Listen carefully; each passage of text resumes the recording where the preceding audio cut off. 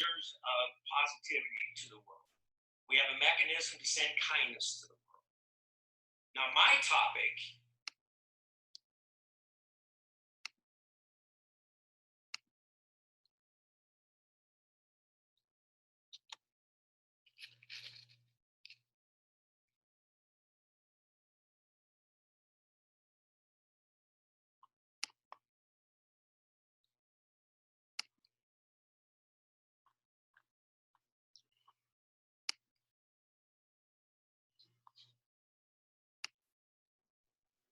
Hello, everyone. This is Melinda with Racing Girls Rock Podcast, sponsored by the International Women's Motorsports Association, and our newest partner is iRacing.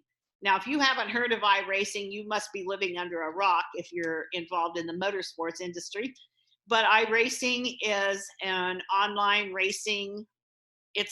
I don't want to say game, but it is kind of a game, and you can race against all kinds of competitors, and you don't have to even be good at racing. You can start out as a rookie, and you can race against all kinds of people on dirt, IndyCar, NASCAR. So it's a great tool for you to use while you're stuck at home during this COVID-19.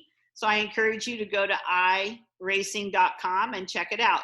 And right now, all the memberships are 50% off, so couldn't be a better deal. So today's podcast is with a young gal that I have followed through social media and followed from afar, I will say. Her name is Julia Landauer, get it straight. And I've watched her moves from different kinds of racing, and I've followed her a little bit just to see what she's up to. And she's such a, I want to say, successful race car driver. And she's also very good at social media, at telling about herself, what she's up to. And I love that because that's all part of it. And so I wanted to have her on the podcast. And now that the coronavirus is keeping all of us indoors most of the time, I'm finding that the ladies that I want to talk to have a little more time in between their racing schedules. So Julia is going to join us today, and I really appreciate you taking the time to be with us, Julia. Well, thank you for having me and for the generous introduction. No problem. So Julia, why don't you start by telling our listeners a little bit about yourself, your family, where you live, maybe where you grew up, whatever you're comfortable sharing, and then how did you get started in motorsports? Yeah, you bet. So I'm from New York City, which I know is not a common place to be raised if you're a race car driver. But, from the time I was a kid, I remember that we would watch Formula One races as a family. And my parents, by the time it was me, my sister, my brother, and by the time I was around 8 or 9, my parents were starting to look for activities that we could all do together on the weekends. And they wanted something that, was competitive, they really wanted something where their girls could compete against boys. And I'm sure that some combination of my parents wished they could have raced when they were little, and they didn't. And so they found a go-karting track, and it's actually the same go-karting track that Marco Andretti went to, Oakland Valley Race Park in upstate New York. And I was 10 at the time, and I loved it. I loved that I could kind of maneuver this machine. I really liked working with adults. I liked that I was allowed to work on the go-karts and get that mechanical experience, and that I loved going fast and I loved winning. So I raced competitively in national go-karts in the World Karting Association for many years. And then I jumped up into racing cars when I was 13 in the Skip Barber Racing Series. And then when I was 14, I became their first female champion. So that was super cool, especially like going through puberty and being like a champion race car driver. It was a very big confidence boost. And I knew by that point that I wanted to try to pursue it professionally, having no idea how difficult it is to make it as a professional race car driver in this era if you're not from a racing family and with the means to do that. So But I won a second championship in 2015 when I raced limited late models at Motor Mile Speedway in Virginia, and raced in K&N for 2 years and the NASCAR Pinty Series. And then this year, whenever we get back to racing, I will be racing in the Euro NASCAR Series for PK Car Sport, which is a really, really competitive team. So I'm just excited to go out there and try to win races and hopefully get the championship.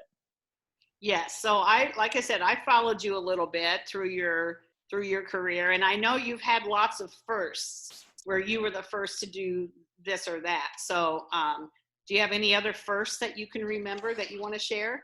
Ooh, that's a good question. Putting me on the spot right there. I think so. First and youngest woman to win a Skip Barber Championship. First woman to, it wasn't to set pole at Motor Mile, but for a while I was the highest finishing woman in the K&N series, and then Haley Deegan obviously got third, which is great. I love seeing successful women in racing.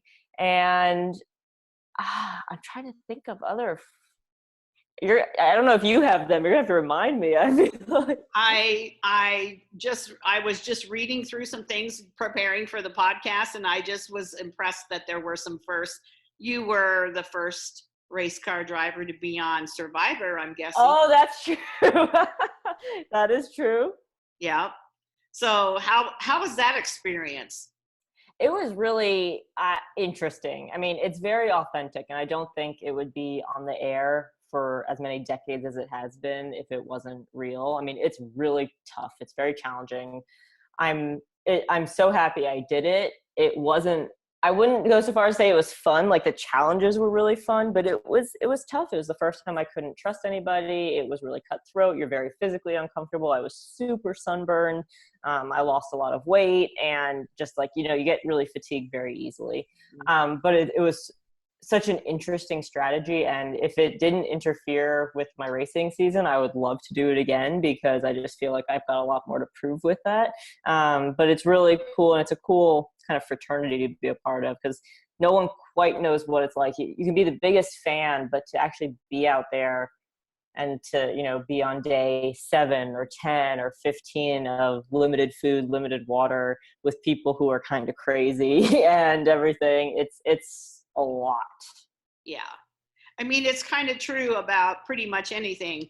It's one thing to watch it on TV. It's another one to be there and experience it. And actually, that's so true with racing also, yeah. Because I'm amazed. And when I was at school, especially, a lot of my classmates and my friends weren't familiar with racing. And so when they would come out to the tracks, like I had friends come out to Sonoma Raceway, and I've had friends come out to like Madera Speedway and Stockton, and they'd seen bits and pieces of racing on TV, but then to see it in person, they felt the electricity, the energy. They saw how many people went into making racing work. And that's like most people who I talk with, they might have felt so about racing before they went to a track, and then they have a whole new appreciation for it. That is absolutely 100% spot on. One of the things that I was supposed to be doing this summer for IWMA was holding some events at some NASCAR tracks as well as some other tracks. And the events are going to be like a small panel of women in the infield that'll be sharing about their life in racing. And it could be a wife or a driver or a tire specialist or a pit reporter. Because my goal is to get women and men, but women, I focus on women, to get them to the track and get them to the infield, because once they see, hear, and smell everything, they are going to be hooked. 99% of them. And then they'll come back. And so that was one of my goals. And I've had 2 events postponed now, but I know we're going to get to that. And I'm going to be able to do that this summer. But you're so right. If you can just get them there, they're hooked. Yeah, exactly. Yeah, for sure.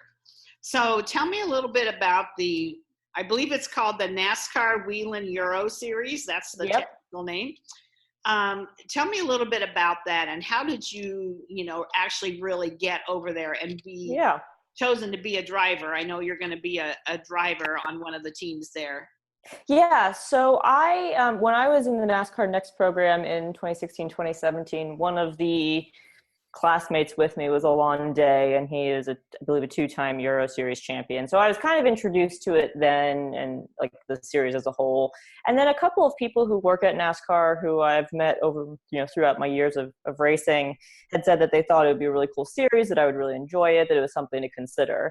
And, I was set in K&N and we were moving up in North America. And then, when we got to this year and just kind of assessing what I had the budget for, what I could commit to, and what would get me the best equipment and everything, I kind of revisited the Euro Series, and I actually went over to France and tested one of the cars on a recruitment day that they had, and was connected with Anthony Kumpen at PK Car Sport, and we just were talking and talked about our goals and what we wanted, and we were able to work out an agreement, and I was able to go racing, or I will be able to go racing. So really cool, really different. I'm excited to kind of have a different type of NASCAR racing. It is primarily road course. There's one oval in the Netherlands, but to kind of just see what another culture is like in racing. I think, I love NASCAR in the States. I always have.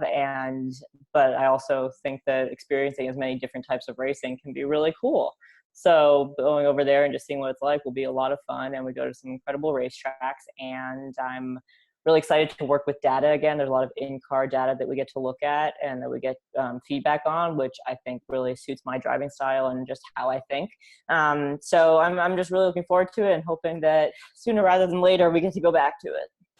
Yes, and we know we're not giving up on racing, but we just don't know when. That's the only thing we're not sure about at this point.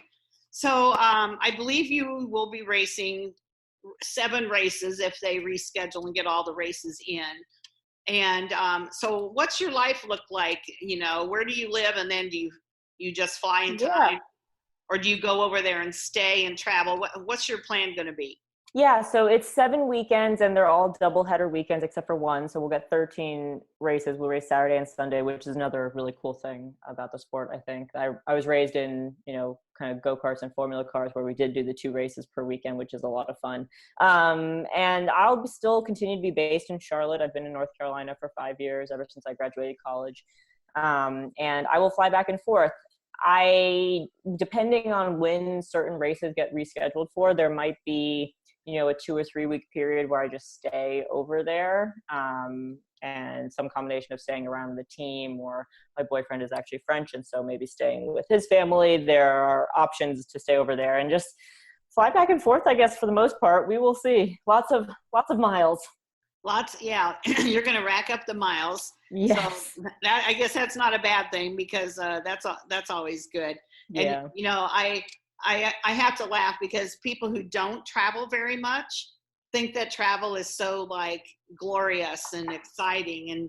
And after you travel a little bit, like you do, and like I have, you realize that travel is not anything to get excited about. It just gets you from one place to the other. So there is nothing glorious about a red-eye flight, and it's definitely exciting. It's an exciting lifestyle, but yes, you get into routine. You learn how to pack your bag properly, how to optimize your time at the airport, and limit how much time you're just sitting and waiting and hoping that the travel gods shine down on you and make your travel smooth. Yes, that is the truth. I've been really lucky in my years of travel. I haven't had any really horrendous experiences, so that's great. That's a good thing. Yeah. I had a stressful moment back in February, because when the tornadoes were going through, or there were tornado warnings in North Carolina, I had to fly up to New York State for a speaking gig, and I was like, I can't not make it. I need to go make it. I'm like, the main attraction there. And it was more stress than I needed, but we did make it, and I made it back. So that was good. Yeah, I remember when those were going through there, and it was kind of an odd time of year for that to be happening too. Mm-hmm. I think. So nobody was thinking that was going to happen. So let's talk about your speaking a little bit, because I know that you are a sought after speaker. I know you did a TEDx talk at one point. Mm-hmm. And so what kind of groups do you go to speak to, and what do you talk about? Yeah, so I'm really lucky at this point that the messages that I talk about, which is everything from a little bit of my stories to lessons I've learned, and I, just used examples and stories from my life, but they're really applicable to a lot of groups. So I speak with universities, I speak with corporations, I speak with different associations, chambers of commerce. It really I like that I can speak with bankers and I can speak with women's leadership groups, and I talk about things, everything from, taking ownership of whatever your situation is to dealing with aggression, taking risks and safety and, how to work with fear and not let it paralyze you. So, and I like to make people laugh. So I like to make my stories as funny as I can while still sharing an important message. And I gave my first TEDx talk in 2014 when I was a senior in college. And so from then I've just been able to fine tune and practice and see what works, there's sometimes when in years past I had kind of made stories and I thought the audience was going to laugh and they didn't laugh. And I learned, all right, that's not as funny to other people. So let me tweak it. And now I've got a pretty good formula now. And I'm able to, curate my messaging depending on what the client needs. But it's a lot of fun and it's cool to show that my experiences with racing, which a lot of people are not familiar with, can still be relatable. And it's still, still going through some of the same learning curves that other people are going through. So it's a lot of fun.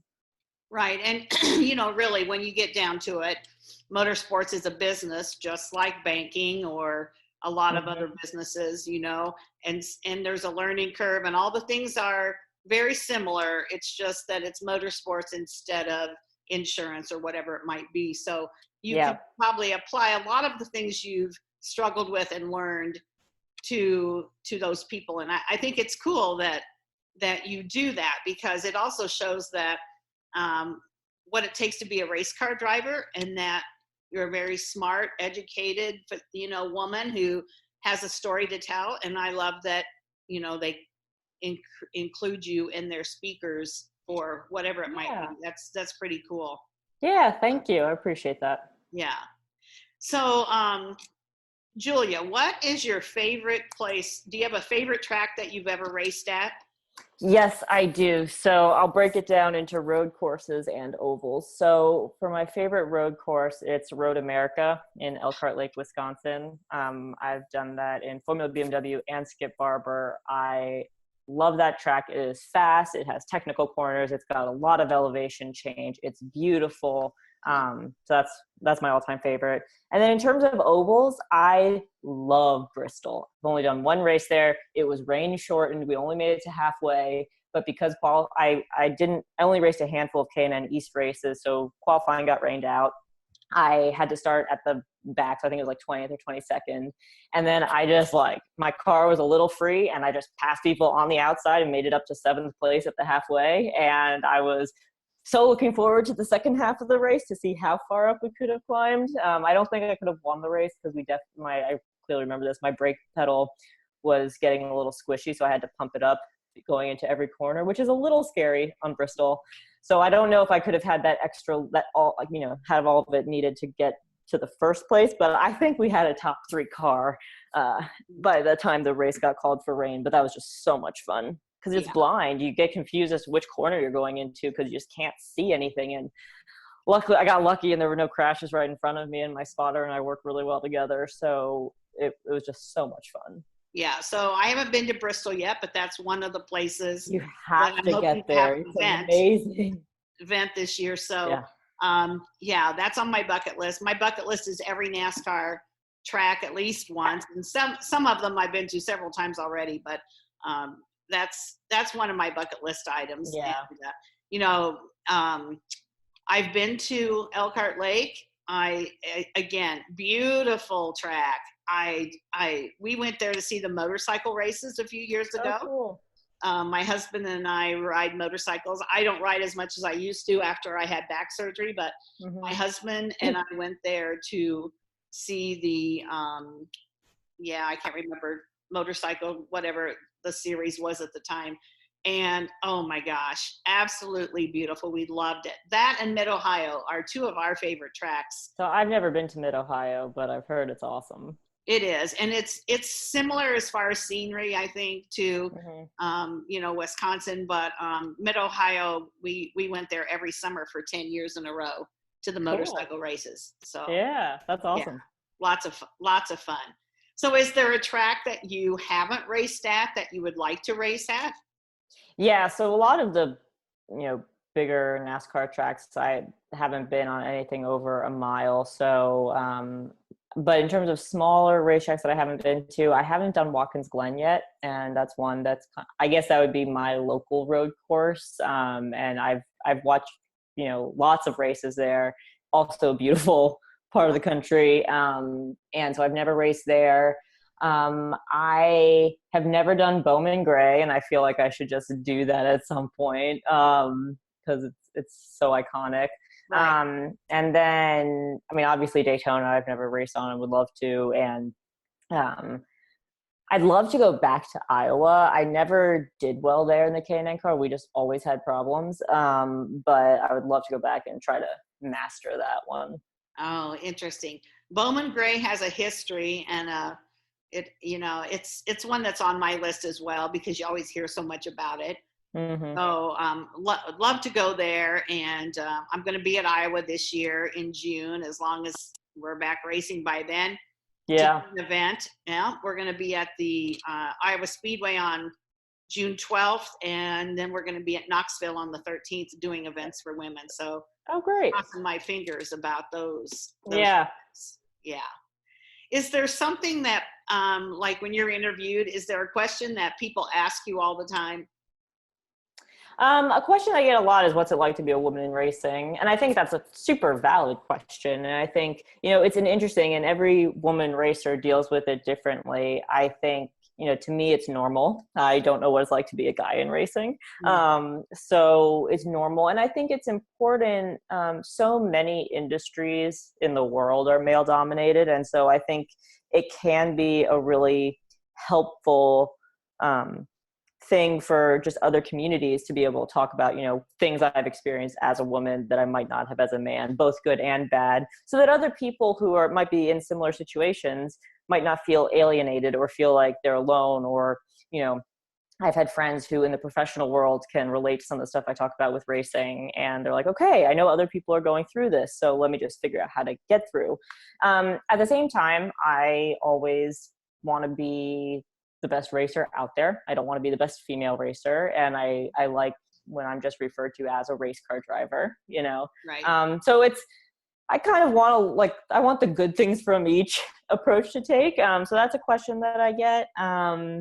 A big question I get, especially from non-racing outlets, is, have I ever crashed? And everyone familiar with racing knows that every racer crashes, probably more than once. And yes, it is scary, and it's going to be expensive to fix. And but those are probably the biggest, most frequent questions I get. Okay. So is there anything about your experiences in racing that you would say has helped you through another part of your life? Like, you said when you share with your friends who are in corporate business or something, and they go through some of the same things, is there anything that you've experienced through being a race car driver, woman, it doesn't matter that you're a woman, that's helped you with something else in your life? Yeah, for sure. I mean, I think I've learned a lot of lessons, luckily. But a big one is perseverance, and sticking with something. And whether that's on the driving side, because if you get into a lull or like a handful of races that aren't going well, how you can then stay positive, how you can motivate the team to stay positive, that kind of leadership is such an important skill for anyone to have if you work with other people. And then also on the sponsorship side and trying to get sponsors, and you get so many more no's than anyone at all interested in a yes. And so kind of figuring out, maybe what you did well, what you didn't do well, what you can fix for the next time, I think kind of goes back to that taking ownership that I mentioned earlier. There are plenty of things you're not going to have control over, but knowing what you can fix, what you can change to try to make it better is important. I think communication skills you have to learn in racing are really valuable. And especially understanding that people hear things differently. And so on the radio where, it can be staticky, or you've got other people, chiming in, being able to have clear, concise feedback is important. And I think those are probably the biggest lessons that I think are relevant. So what I take from what you just said is that there's a lot of life skills that you can learn through being a race car driver. Yeah. And I think that's super cool. And I think, again, it's interesting for me because so much of my world is not racing based. New York City, college, like not a lot of it was surrounded around racing. So being able to kind of bridge those worlds has always been cool, and to change, my friends and, professors, their perception of what NASCAR is specifically, but maybe other forms of racing also, and appreciate the engineering and technology and innovation and communication and teamwork that goes into it. It's all so cool. And I feel like racing is this really complex 3D puzzle where you just need so many pieces to fit together correctly in a very complicated way to make it work. But then when it does work, it's the most satisfying feeling out there. And that's why we keep going back, even though we are much more likely to not win than we are to win. Right. I think what I try to tell people, and why, maybe race car drivers are a little crazy, is that Jeff Gordon, one of the winningest race car drivers in NASCAR history, he had like a 15% win rate. That's absurd. Like, that's so low, but once you get that win, you need more of it, and you just need it, and you keep fighting for it. And so I just think that's really cool. If a football team only had a 15% win rate, the coach wouldn't be there very long. The quarterback wouldn't be there very long. They'd get rid of it. Exactly. True in racing, although, they do change, and crew chiefs and that change, but it's not the same thing. All you got to do is watch a pit crew during a pit stop and know that it takes choreographed, precision, speed, strategy. Right. Yeah. Right. And so, there's so many things that you can learn by watching, but, I think my biggest thing is a lot of people go to a race of any size, small track, NASCAR, whatever, and they sit in the grandstand, which I'm glad they're there, don't get me wrong, but they don't really get it. They don't see the inside workings, which I always encourage people to go to the infield, get a pit pass, whatever it takes. Go there and see, all the, like, even just the tool chest. I mean, there's just so many things about the racing that you don't even think about. And, go get a tour inside a hauler and where they keep the extra car, all the things about racing. It's just such a cool, setup in the infield and how it works to get that car on the track. And too many times people go to the racetrack, they sit down, they watch the race, they moan and groan about whatever, and they don't take into consideration all of the expertise, time, money, everything that goes into putting that car on the track. And I always encourage people to go to the infield. Totally agree. Yeah. Totally agree with getting to the infield. So is there something that most people don't know about you? Like, I was surprised to learn about Survivor.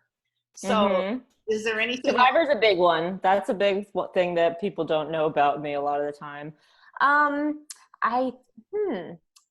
What? I'm a little afraid of the dark, I will be honest. Okay. I'm okay with city dark. Like, growing up in New York, I had no problem being outside at night. It's the rural dark that's like, you don't know what animals are out there. You don't have any lights all around. So that's a quirky little thing. I mean, I try to be pretty transparent, especially on social media, about kind of who I am and what I do. I am really close with my sister and brother, and we FaceTime every week, and we have since I went away to college. So it's been almost 10 years of almost weekly FaceTimes. And I think it's like, it's something my parents worked really hard at, keeping us close. And now they're just my biggest support system. And I think that that's, especially anyone, I mean, in life in general, but especially kind of if you leave your home and leave what you're comfortable with to go to a new state, pursuing a career that has a very small chance of success. I think it's really important to have that core support system, and that's been huge for me. So I think that's a big part that I hope other people can be really close with their siblings too. And I'm very grateful for mine. Yeah. And during the time right now, which we're going through this COVID-19 thing, I see families coming closer together that maybe and I was just speaking with someone earlier today, and we were talking about finding the positives in all of this negativity. And that's one of the things I've seen so many things on TV where, they say, oh, I'm using this time to do this with my family or to whatever. And so I enjoy finding the positives in what otherwise is a really negative and kind of dark time for us. Yeah. So true. And I think, and I was talking with friends yesterday, we're all kind of making the time to reach out to friends that we haven't talked with for a while. It's like, maybe we should be doing this more often, not just in the time of this, this stressful time. And I think it's a nice reminder for a lot of people that, to be very present and to reach out to the people that are important. Yeah, I agree. That's one of the things that I've had some people reach out because they know I live in Michigan, and Michigan's been in the top 4, of all this, but it's mostly Detroit. I mean, we have some going on over here on the east side of the west side of the state, but it's funny the people that reach out to you that you least expect, and that's been kind of cool. So Julia, do you have any kind of a workout routine to stay in shape for racing? Because I know a lot of people don't understand that it takes a lot of strength and things to be a race car driver. So what would be your success for keeping in shape? Yeah, for sure. And for people who might not quite get it, imagine you're muscling around 3,400 pounds of machine in a sauna for hours on end while having to do the mental strategy of racing. So it's just a lot. And so I meet with a personal trainer. He's Trey at Podium Performance Fitness, and he's up in Cornelius in North Carolina. And we do a mix of strength and endurance training and neurological training, and like using different apps, like when I'm really fatigued, like focus apps. And so when I'm really fatigued, I don't lose my mental acuity. We also do breathing exercises, because if you think about being in a race car, you're kind of crunched up with a really tight seatbelt. So being able to optimize breathing in a crunched setting, if you will. And then I love running. I find it very therapeutic. I am competitive with myself. I enjoy pretty scenery. And so I do that, and I typically do a day of my own kind of strength circuit training. And now during COVID-19, still running a lot, because that's the easiest thing to do, but keeping social distancing. Yeah. And then the gym is closed in my apartment building, so I'm doing a lot of body weight exercises at home. Lots of push-ups, lots of core stuff. There's a lot that you can do with just your body. So it's just important to be able to stay mentally and physically sharp for however long the races are. Right, absolutely. And just for keeping your saneness during all of this time too. Oh yeah, I think physical activity is one of the most important things you can do. I feel very lucky that I get to do it, and I have to do it for my job, but whether it's just walking every day or something, like it's important to just take some time to not look at your phone, not take in the news, and just be with yourself, be with your thoughts, and get some fresh air. Yeah, absolutely. So you said you love racing. What else do you like to do when you're not racing? You said you liked running. What else do you like to do when you're not racing? Yeah, so I really love I love hiking. I love being outside. I also really love cooking, and experimenting with more recipes. I've gotten really into board games recently. So like I really love Settlers of Catan, and I'm doing jigsaw puzzles, and poorly timed, but there's a game called Pandemic, which is actually really cool. And you play, like everyone works together to try to solve the pandemic. So again, got that before the pandemic hit. So maybe it's a little too soon, but no, I love that. And then I love, seeing friends and family. Yeah.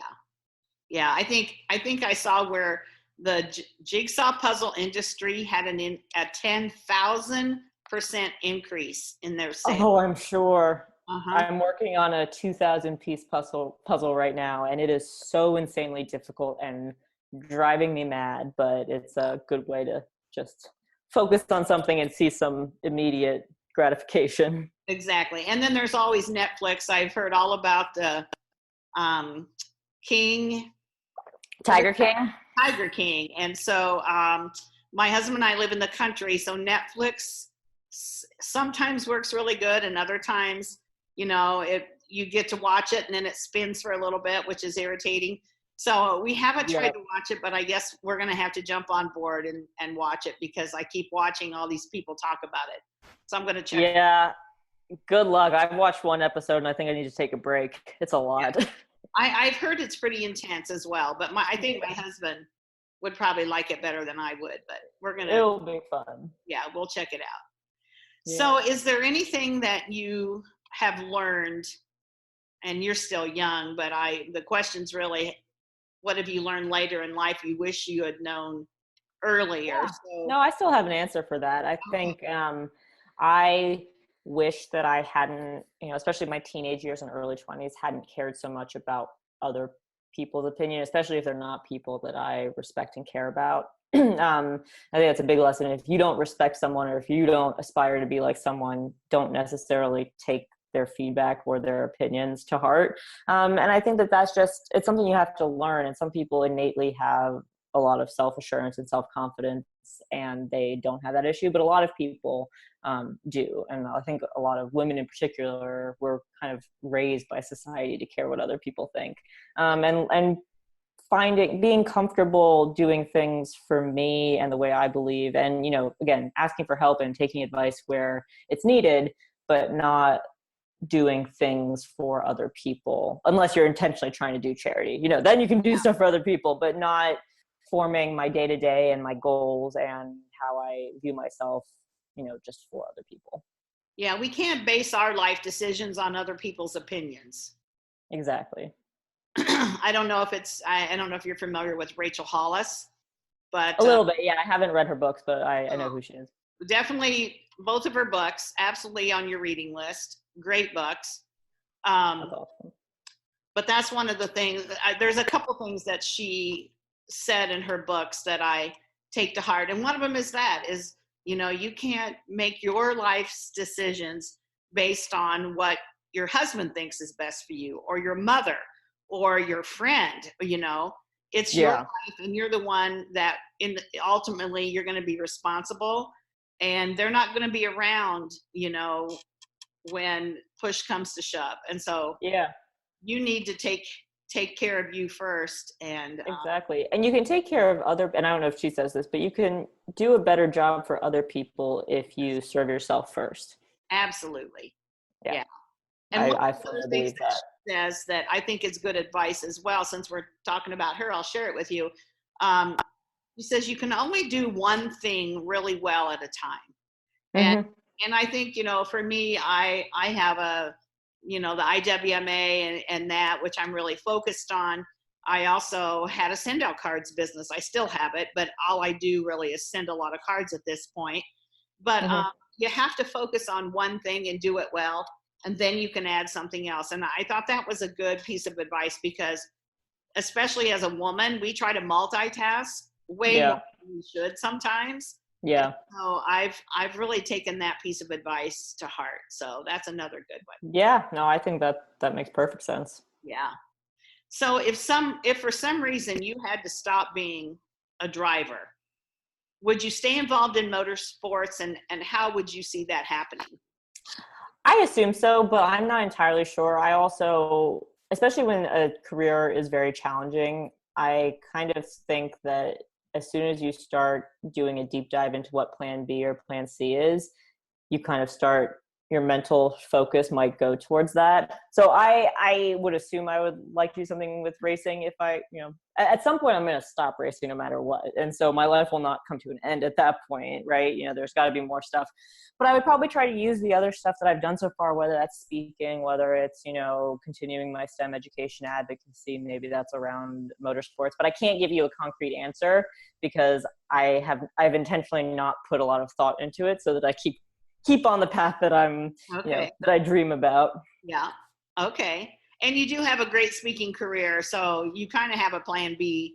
Yeah, it's there. So I know it's a safety net, but I'm going to keep trying to make racing work. Oh yeah, absolutely. I wouldn't give up on that. You're too Nope, not until I have to. And we're not there yet. So a question I like to ask, because I like to know what people think and how their brain works and that. And so when you get into the race car and you buckle in and you're ready to go out to race, what's going through your head?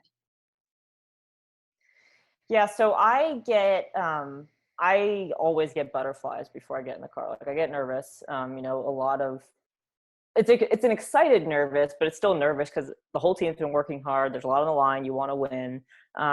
And so those nerves are definitely kicking in, and I do a little sprint before I get in the car. Like usually it's just to the bathroom and then to the car before driver intros. But do that sprint, get that energy out. And then as soon as I climb through the window, it's kind of just focusing on the, you know, steps to buckling in, getting my, you know, helmet on, Hans on. And then I just do some breathing. I control my breathing. I calm myself down. And then as soon as we start rolling, basically, I'm just like, you're kind of in the zone. And if you're not, then there's a big problem. But, you know, for the most part, it's just ready to go racing. And you just kind of, your brain and your body do what they have to do. Yeah. It's kind of muscle memory a little bit. Yeah, it is. Right. Yeah. So do you have a most memorable moment so far in your racing career? First Skip Barber win is very memorable. I knew I had the championship wrapped up pretty like a race or two before the end. So when I actually won the championship, it was really great, but I kind of knew it was going to happen. And then in 2015, when I won the limited late model championship, I hadn't raced full time in a bunch of years because I'd been going to school and everything. And so for me, that season was kind of a do or die season because it was the first time I was out of school. It was the first time I didn't have to balance school and racing. And I was on a great team with Lee Pulliam and Lee Pulliam Performance. Mm-hmm. And so I knew that their stuff could win. And so it was kind of like, okay, well, if I don't perform, I have no excuse. And so to get that first win was incredible. And that was the first race of the season. But then to win the next race, the second one in a row, was like, all right, I deserve to be here. Like, I'm good now. It wasn't just a fluke. And that was incredible. But then also just, you know, there are some weekends, I don't remember the specifics, but just weekends where nothing goes right for all of practice, all of qualifying, maybe heat races and go-karts, and then you just get it together for the race. And even if you don't win, if you're able to salvage a good finish, like towards points or something, those are always satisfying. But yeah, luckily lots of good memories throughout racing. Yeah, it sounds like. So, you know, the second win in a row gave you some validation that I am in the right spot. It's not just in my head. And so that's a good thing. And then on the days when it goes wrong, it's perseverance. We're not giving up. Even if we finish last, we're still going to figure out what we could have done better and work on that next time. Right, exactly. Yeah, for sure. Do you have any idea what the fastest is you've ever driven? Oh yeah, I've gone 174 miles an hour. Okay. I know exactly the fastest I've gone. And where was that? That was at Utah Motorsports Park in the K&N race. Yeah, it's about a mile long straightaway. You get bored real quick. And then then you have to make a really tight turn. And then that gets your attention again. Yeah, that's very cool. So in the series that you're going to be in, the Euro Series, are there other women that race in that series? I think there are. I think there's an Italian woman. I don't have a full entry list with the drivers' names, but I think there's one or two others. Okay. Yeah, well, we'll find out. Yeah, well, you find out when you get there, and then you connect me with them because I'd be interested in. I will. Well, that would be a cool interview to do. You bet. If they speak English, which I think they should. I think that's the common language they make everyone speak. Yeah. Oh, yeah. So do you have a goal, something that you really want to attain before you stop racing? Yeah, short-term goal is to race trucks eventually. And, I'd love to be able to get into a cup car, that's the ultimate right now. And so I'm just going to keep working as long as I can, try to make that happen. I've done a lot of good work so far. I've got to keep doing that, have a little bit of luck, show some good results, and you never know what will happen. Right. Exactly. And keep building those relationships because that's really a big part of it too. That's right. Yeah. So Julia, a lot of drivers are superstitious. They wear the same shirt or the same socks. Are you superstitious at all? And if so, in what way? Not quite as much. I put my gear on the same way every time. But besides that, like, I'm not quite as superstitious. That's good. That's good to hear. Yeah, I don't know if it's good or bad. Like, as I said, I still need to put like my gear on in the same way, but it's more just like a compulsive thing, not really a superstitious thing. Yeah, and it's really more of a habit. It's a habit more so than anything. Yeah. So if you had a mom or a young woman come up to you and ask you for some advice, whether they should get into racing or not, what would be your piece of advice for them?